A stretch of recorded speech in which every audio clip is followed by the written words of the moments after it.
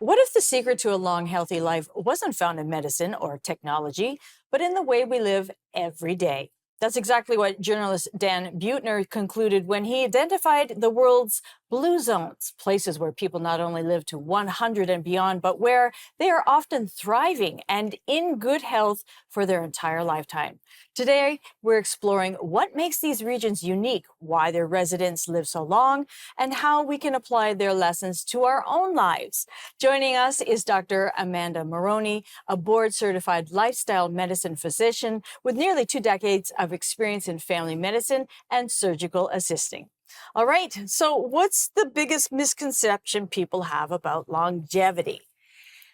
Yes, I think the biggest misconception people have around living a long life is that it's pure luck, or that people win the genetic lottery and that's why they live long, and really we know from the Dutch twin study that only 20% of longevity is rooted in our genes. Okay. And that means that the other 80% is rooted in our lifestyle and our environment. That's really big when you think about it. It is. So when another misconception is you don't have control over how long you live, when actually you do.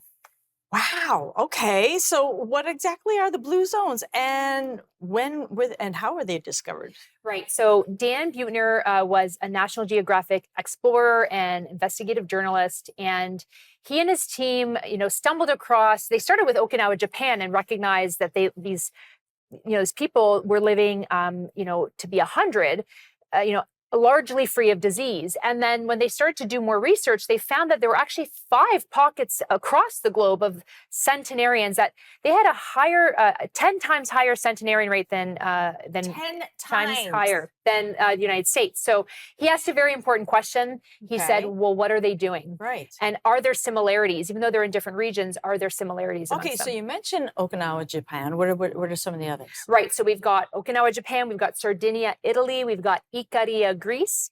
We've got the Nicoya Peninsula in Costa Rica. And we have Loma Linda, California. And why are they called blue zones anyway? Yeah, there's no rocket science to that. They're actually blue zones because when they were, detailing these areas, these hot spots, they did it with a blue pen.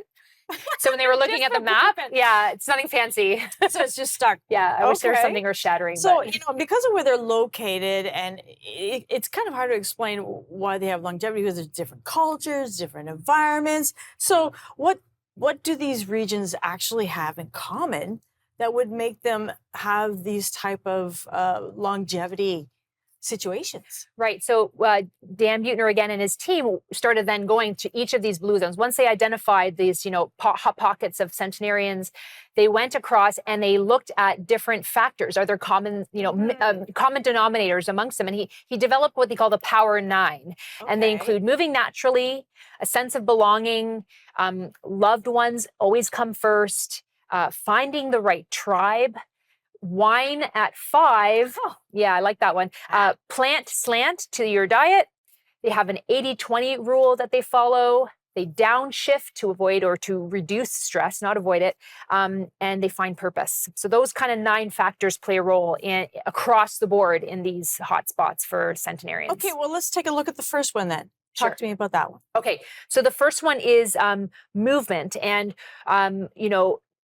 the way we move in North America, typically, we pound it out at the gym and then sit at a desk. In blue zones, their environment is set up for them to move naturally throughout the day. And they do things like gardening and housework, and they use their hands and they use hand tools, and they walk hills and valleys. And they do this, they get up from the floor from a seated position, they get up and down 30 times a day in Japan because they eat on the floor, their tables are low to the floor.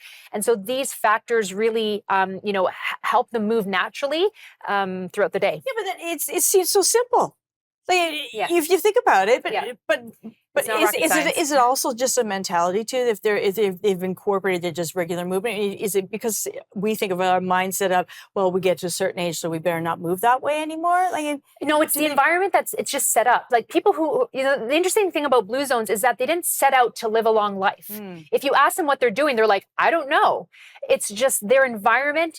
It induces longevity, but they're not looking for it. They're not pursuing longevity. These people are just living, and they're all, living in an environment that sets them up for healthy movement, healthy, social interconnectedness, which I'm sure we'll talk about. We will. Stay with us. We'll start on the other ones next.